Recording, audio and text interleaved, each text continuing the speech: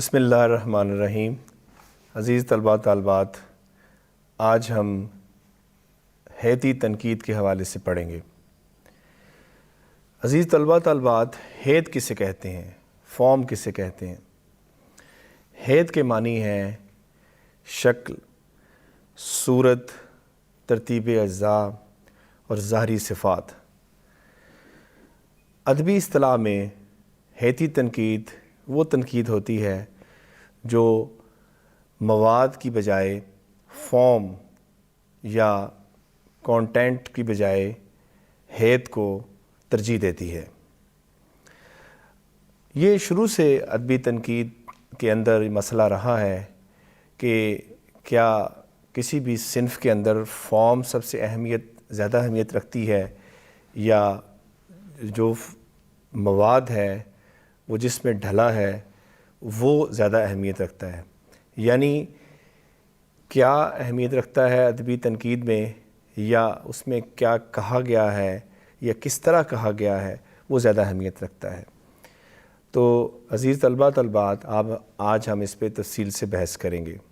اسلوب احمد انصاری اس حوالے سے لکھتے ہیں، اس نظریے کے ماننے والے تنقید میں ہم آہنگی، تناسب، اندرونی وحدت، عضوی کلیت اور حیتی تانے بانے پر بہت زور دیتے ہیں۔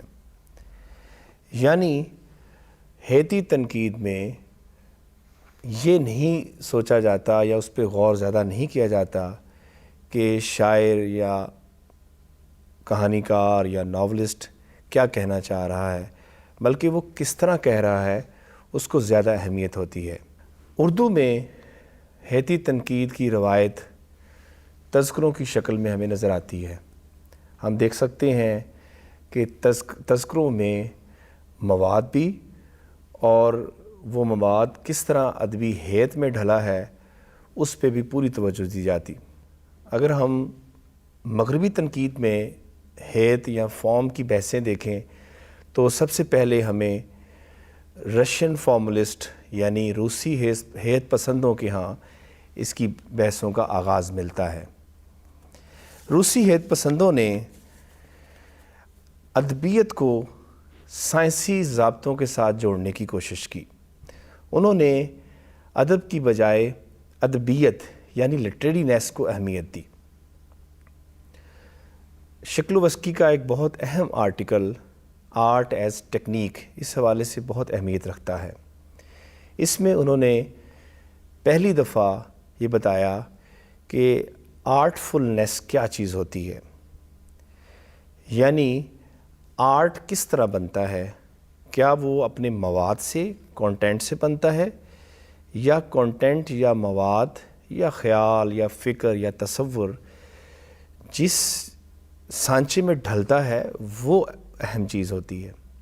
خیال، تصور، فکریں ہر انسان کے پاس ہوتی ہیں، جذبے، تصورات، خواہشیں، تمنائیں ہر انسان کے پاس ہوتی ہیں، لیکن جب وہ خاص سانچے میں ڈھلتی ہیں تو وہ ادب یا ادبی فن پارہ بن جاتی ہیں۔ تو اس کا مطلب یہ ہے کہ زیادہ اہمیت آرٹفلنس کو یا ادبیت کو دی جانی چاہیے۔ اس حوالے سے اس نے ڈی فیملرائزیشن یعنی اجنبیانے کا نظریہ دیا۔ شکلوسکی کہتا ہے کہ ادب اصل میں مانوس چیزوں کو نامانوس بنا کے پیش کرنے کا نام ہے۔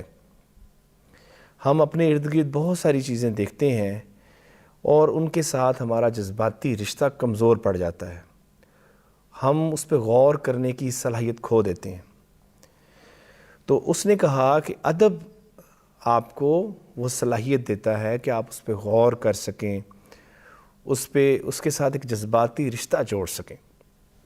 اس حوالے سے اس نے ڈی فیملرائزیشن اور اجنبیانے کا نظریہ دیا، جو یہ بتاتا ہے کہ آرٹ اپنے ارد گرد کی مانوس چیزوں کو نامانوس بنا کے پیش کرنے کا نام ہے۔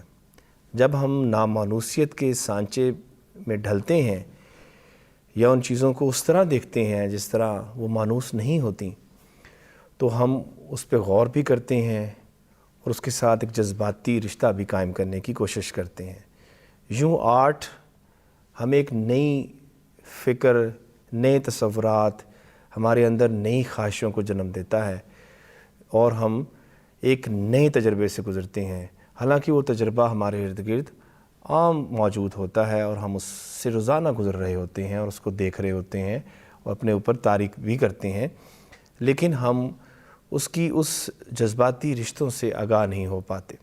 تو آرٹ کا یا ادب کا یہ کام ہے کہ وہ ہمارے اندر اس کی اصلیت سے آگاہ کرتا ہے یا اس کو تازہ کر دیتا ہے۔ اس کے حوالے سے دوسرا بہت اہم نظریہ رومن جیکبسن نے پیش کیا اور وہ تھا دا ڈومیننٹ، یعنی حاوی محرک۔ یہ حاوی محرک کیا ہے؟ حاوی محرک کسی بھی شاعر، کسی بھی فن پارے یا اس پوری صنف کا ایک حاوی محرک، یعنی اس کے اندر موجود وہ خاصیت ہے جو اس فن پارے کو آرٹفلنس یا ادبیت سے آگاہ کرتی ہے یا ادبیت کے سانچے سے یا ادبی صفت سے آگاہ کرتی ہے۔ اس کے علاوہ ایک اور رشین فارمولسٹ نقاد جان میکاروسکی نے ایک نظریہ پیش کیا اور وہ تھا فور گراؤنڈنگ، یعنی پیش منظریت۔ یہ پیش منظریت کیا ہے؟ پیش منظریت کا مطلب ہے ان تمام ڈیوائسز کو، ان وسائل کو استعمال کرنا جس سے ایک فن پارہ ادبیت کے سانچے میں ڈھل جائے۔ تو عزیز طلباء طالبات، رشین فارمولسٹ وہ تمام ادبی وسائل یعنی پوئٹک یا لٹریری ڈیوائسز کو ڈھونڈتے، تلاش کرتے اور یہ جاننے کی کوشش کرتے کہ فن پارہ کس طرح ایک ادبیت کے سانچے میں ڈھل گیا ہے، اس کے اندر کس طرح لٹریرینس آئی ہے۔ عزیز طلباء طالبات، ہمارے ہاں یہ بحثیں یعنی اردو کے تناظر میں یہ بحثیں بہت پرانی ہیں۔ ہم دیکھ سکتے ہیں کہ تذکرہ لکھنے والے تذکروں میں خیال اور مواد دونوں پر بحثیں کرتے اور جاننے کی کوشش کرتے کہ اس کے اندر خیال زیادہ طاقتور ہے یا اس کے اندر وہ لٹریرینس یا ادبیت جو ہے وہ حاوی محرک کے طور پر کام کر رہی ہے۔